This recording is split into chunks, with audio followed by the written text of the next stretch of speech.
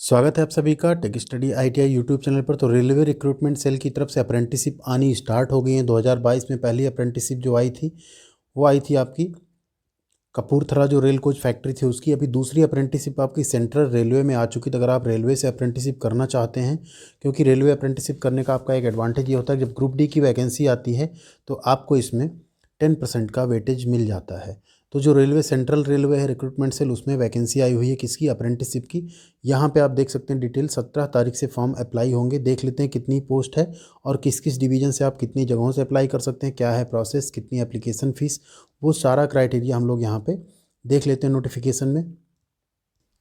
तो ये है डिटेल्ड नोटिफिकेशन। इससे पहले आप चैनल पर नए हैं तो ऐसी रेगुलर अपडेट्स, रेगुलर जॉब की अपडेट, अप्रेंटिसिप की अपडेट, आईटीआई की स्टडी, साथ ही आईटीआई की अपडेट्स के लिए इस चैनल को आप सब्सक्राइब कर सकते हैं। इस पे आपको डेली बेसिस पर ऐसी अपडेट और वीडियोज़ मिलती रहेंगी। साथ में बेल आइकन दबाना मत भूलिएगा, क्योंकि उसको दबाने से क्या होगा, जो भी वीडियो हम अपलोड करेंगे आपको उसकी नोटिफिकेशन मिल जाएगी। तो यहाँ पे आप देखेंगे कि नोटिफिकेशन है डिटेल में। ओपनिंग डेट क्या है, 17 जनवरी से स्टार्ट हो जाएगा ऑनलाइन फॉर्म भरना, और लास्ट डेट है 16 फरवरी। मीन्स आपको अप्रॉक्स 1 मंथ का टाइम यहाँ पे मिलने वाला है। टोटल वैकेंसी कितनी है, टोटल वैकेंसी है 2422 पोस्ट है।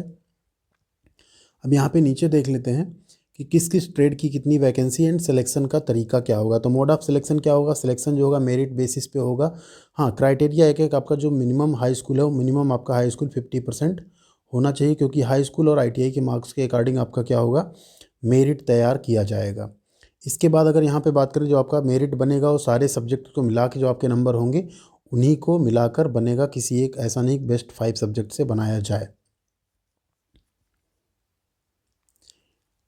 एनसीवीटी या एससीवीटी आप किसी से भी पास आउट हो तो आप फॉर्म भर सकते हैं। जो भी मेन पॉइंट्स है उसमें हम लोग देखते चलेंगे।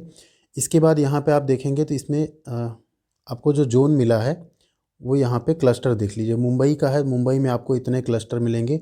यहाँ ध्यान दीजिए, आप किसी एक ही क्लस्टर से अप्लाई कर सकते हैं। नीचे आपको दिखा देंगे। अगर आप मुंबई चूज करते हैं तो आप मुंबई के जो डिफरेंट यूनिट्स हैं इनको आप रेफरेंस में डाल सकते हैं, बट आप मुंबई क्लस्टर से ही अप्लाई कर सकते हैं। देन भुसावल क्लस्टर है, भुसावल की इतनी यूनिट से आप अप्लाई कर सकते हैं। पुणे में अप्लाई कर सकते हैं, नागपुर में, सोलापुर में। तो जो भी क्लस्टर आप चूज करेंगे सिर्फ उन्हीं यूनिट्स में आप अप्लाई कर पाएंगे, और आप कोई भी 2 क्लस्टर से अप्लाई नहीं कर सकते। अगर आपने एक यहाँ से कर दिया तो आप बाकी क्लस्टर से अगर सेम नेम एंड डिटेल से अप्लाई करेंगे तो आपका एप्लीकेशन फॉर्म क्या होगा, कैंसिल हो जाएगा। तो यहाँ पे अगर ब्रेकअप आप देखें, जो मुंबई क्लस्टर है उसमें अगर आप टोटल पोस्ट देखेंगे तो वहाँ पे टोटल पोस्ट है 131 अकॉर्डिंग टू ट्रेड। आप यहाँ पे देख लीजिएगा नोटिफिकेशन। आपको टेलीग्राम चैनल हमारा टेक स्टडी आईटीआई, वहाँ पर हम दे देंगे। वहाँ पर आप चाहें तो ये नोटिफिकेशन भी डाउनलोड कर पाएंगे। अदरवाइज आप आरआरसी और सीआर की वेबसाइट से भी डाउनलोड कर सकते हैं। ये चैनल आप सब्सक्राइब कर लेंगे तो यहाँ पे भी आपको रेगुलर हम वीडियोज़ की अपडेट, साथ ही कोई भी पीडीएफ या नोटिस आती है तो हम शेयर कर देते हैं। देन कल्याण डीजल सेट देखेंगे। इसमें आप टोटल अगर देखेंगे तो यहाँ पे आपको टोटल वैकेंसी 26 मिलेगी। कुर्ला डीजल सेट में आप देखेंगे 31 है। सिर्फ मुंबई क्लस्टर में ही आप देखेंगे। और कल्याण डीजल सेट में 92 पोस्ट है। ठीक, कुर्ला में 97। तो जो मुंबई क्लस्टर है उसमें आपको वैकेंसी ज़्यादा मिलेगी। परेल वर्कशॉप भी उसी में आएगा, ऊपर आप देख ही चुके हैं। ठीक, मुंबई क्लस्टर में आपका मातुंगा वर्कशॉप आएगा। इसी तरह एसएनटी वर्कशॉप आएगा आपका। कैरिज एंड बैगन डिपोट जो देखिए, अभी ये क्या हो गया, भुसावल क्लस्टर यहाँ से शुरू हो गया। भुसावल में कितना है, 63 पोस्ट है कैरिज एंड बैगन डिपो में।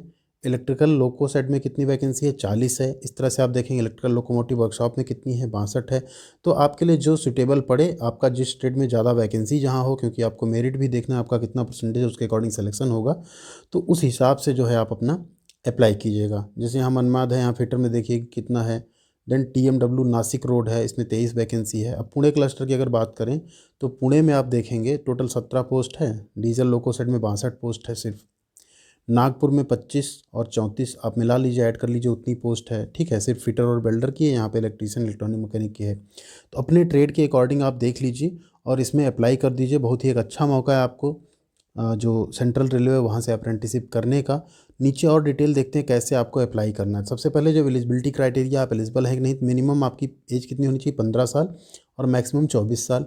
इन केस आप SC/ST आपको 5 ईयर्स का छूट मिलेगा, एंड इन केस आप OBC आपको 3 साल का छूट मिलेगा। ठीक है, यानी आप 15-3-18 और 24-3-27, सॉरी 24-3-27 साल के हैं OBC में तब भी अप्लाई कर सकते हैं।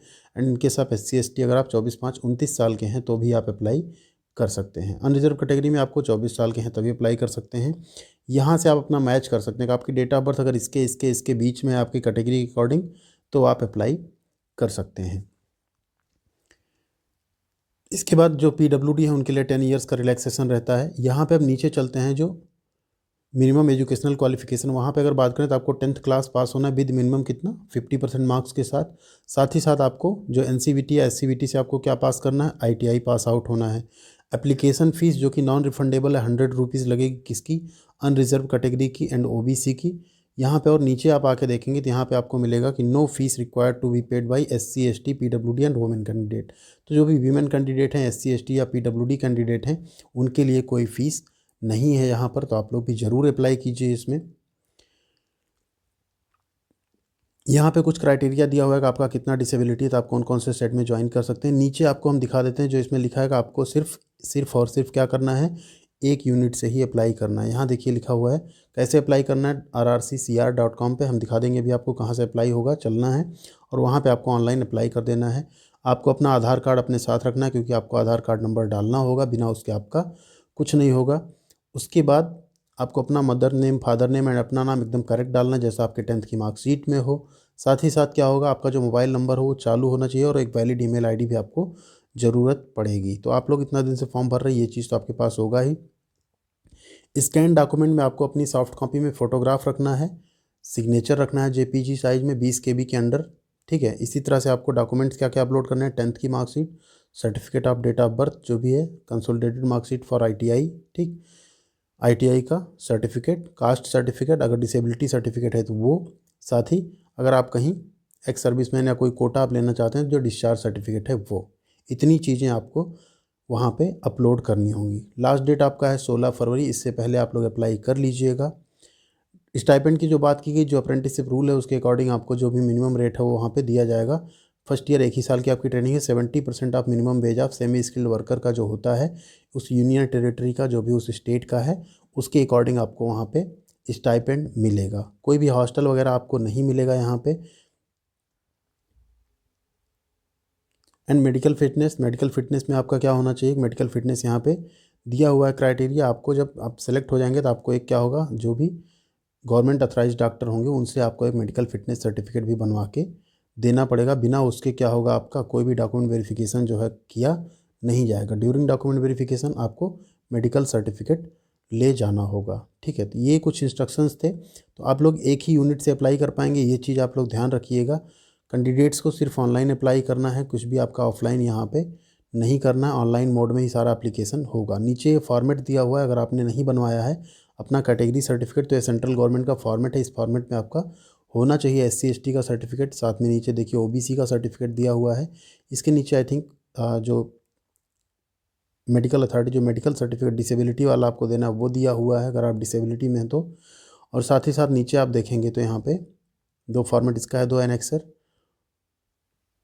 और एक आपको मिल जाएगा नेम एंड एड्रेस। ये है AB डिसेबिलिटी सर्टिफिकेट का ही एक फॉर्मेट है। तो अकॉर्डिंग टू जो भी डिसेबिलिटी है उसके अकॉर्डिंग यहाँ पे 3 से 4 फॉर्मेट दिए हैं, ये आप डाउनलोड कर लीजिएगा सो दैट आप इसी फॉर्मेट में बनवा के ले जाएं जिससे कि आपको दिक्कत ना हो। यहाँ पे देखिए मेडिकल फिटनेस सर्टिफिकेट है, इस फॉर्मेट पे आपको अपना मेडिकल सर्टिफिकेट फिटनेस जो भी हो बनवा के ले जाना पड़ेगा।